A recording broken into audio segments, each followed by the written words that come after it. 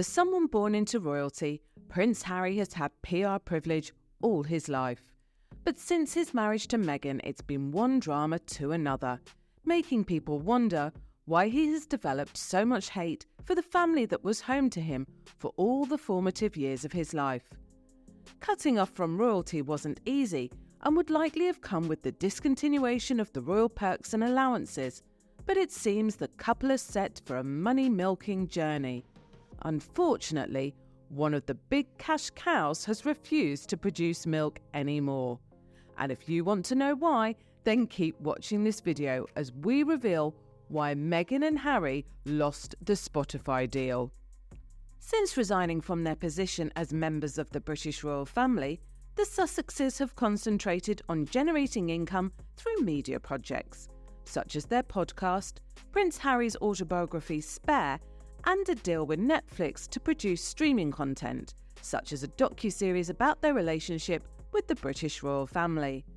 The Duke and Duchess of Sussex made headlines when they struck an agreement with Spotify in December 2020 that the streaming service claimed will elevate underrepresented voices.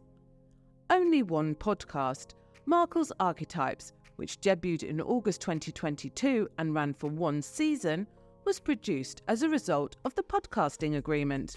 It featured interviews with celebrities like Serena Williams, Trevor Noah, Mariah Carey, Mindy Kaling, and Paris Hilton. After its launch, Archetypes rose to the top on Spotify and won the People's Choice Award in December. If you want to be part of our family, quickly subscribe to our channel and turn on your notification bell so we can keep spilling the royal tea. Due to an internal issue, best known to them, Spotify stated it will reorganise its podcasting section and laid off some 200 employees.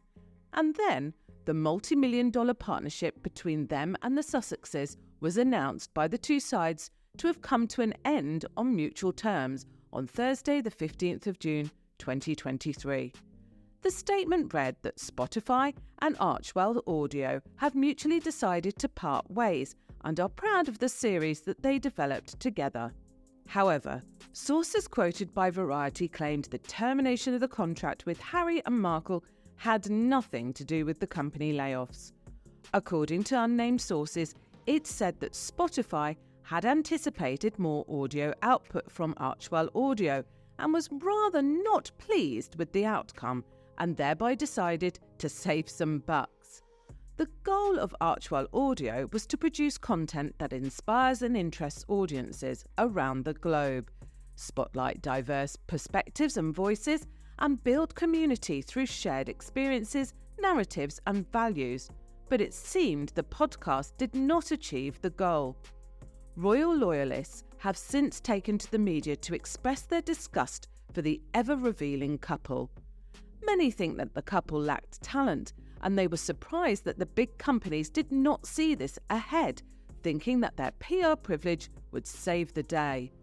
For a series that got considerable celebrity appearances, many thought the podcast would be a bomb, but it seemed the 12-part podcast series, which is the only thing that Meghan had done, couldn't be salvaged. Many perceived the podcast as a selfish output with Meghan's unending rants. Prince Harry, on his part, was not able to release a single project, and critics mocked him for being as lazy as the spare he is.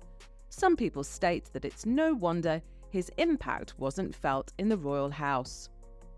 Bill Simmons, Spotify's head of podcast innovation and monetization, decided to go off on the pair with a scorching minute of the streamer, admitting that they had purposely broken up their relationship with the Sussexes, branding them effing grafters. It seems they have left enough for the showbiz and royal insiders to chew on, as they keep lining up to explain how miserable things are for the Sussexes right now. An industry insider told Page 6 that he feels the couple have come off as being lazy and difficult. The Duke and Duchess seem to have been building castles in the air, which are gradually crumbling, according to former Harry biographer Angela Levin, who appeared in The Sun. She also said that people are fed up with them now, kind of a Sussex wear-off. This is not a good season for Meghan and Harry's long-term brand. Mark Podolsky, a PR expert, stated in the Daily Mail that their much-hyped balloon is losing air and their star is falling. The Daily Mail also quoted a brand and cultural expert, Nick Eade, who said he can see other companies following suit, while confirming that Meghan's brand isn't such a box office winner. The podcast has received a lot of criticism, with lots of people with their opinions expressing displeasure over the failed deal. Mark Boardman, an analyst, stated that Meghan and Harry will struggle to have any future engagements of this nature come by. Rather, they might be offered a lower fee. There seems no cause for alarm because the $145 million agreement they have with Netflix is the main tenet of their post-Palace money-making scheme.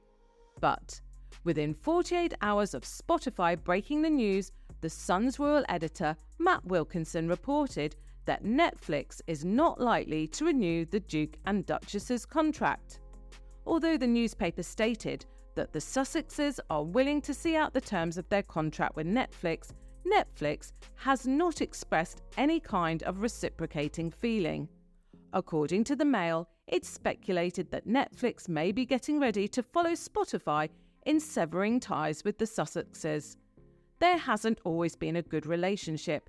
According to a streaming source, Harry is not a problem, but Meghan believes she can run the whole world. The princess has proven to be difficult to deal with. Some reporters say there is a feeling that the Sussex Lemon has fully squeezed, meaning that they have lost any juice or worth they once represented. There have been numerous times when Harry and Meghan's situation appeared hard, but this would have been one of the worst, if not the worst, turns of events for the couple since they fled the UK. If their Netflix deal follows Spotify's lead, it might pave the way to a financial nosedive into the mud, a case of going from grace to grass. Oscar Wilde once said to lose one deal may be regarded as misfortune, but to lose two looks like carelessness. This loss seems like an act of carelessness on the part of the Sussexes, or perhaps they are simply terrible bets for big companies, their royal storylines having been thoroughly exhausted. If their TV agreement likewise fails, how would the Sussexes manage to make the previously estimated $5 million or more they require annually for living expenses? Given the couple's love of polo and private jets, and Meghan's penchant for expensive wear, it will likely have a toe on them. It's difficult to say how their finances stand right now, and if their Netflix agreement likewise fails, royal watchers have wondered how the Sussexes will manage to keep up with their lifestyle. It is also worth noting how these contract deals work. Although the pair signed more than $200 million worth of contracts in their first 18 months in the US, it's not as though these companies just dropped huge sums of cash into their accounts whilst waiting for them to show up thinking of show-stopping content. The couple's profits were more likely to have been based on their performance under these types of contracts. And because their Spotify deal was terminated early, they will have lost millions of dollars. According to Page 6, they will not be paid anything close to the full amount they could have earned under the deal, and PR expert Borowski predicts that losing the Spotify deal could have cost them up to $14.5 million. However, some reporters have claimed that the couple hasn't gone bankrupt yet. It's rumoured that Meghan is reportedly in talks to become the new face of Christian Dior after joining forces with Hollywood mega-agent Ari Emanuel in April. Even if it would, the price would be significantly less than their Spotify agreement or the 9 figures of their Netflix agreement. Although considered as a stumbling block, unknown sources cited by Variety have stated that Harry and Meghan desired to move away from Spotify exclusive distribution to find a new home for their audio endeavour, the same way Barack Obama and Michelle Obama discontinued their agreement with Spotify last year to stream their podcast Higher Ground exclusively.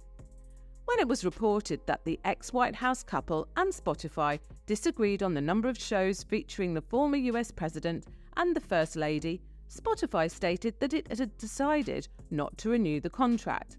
Later, the Obamas signed a first-look agreement with Audible, a subsidiary of Amazon. Do you think other companies will have cold feet in continuing their contracts with the Sussexes following the end of this Spotify contract? Share your thoughts with us in the comments section below. Click here to watch more videos, and thanks for watching.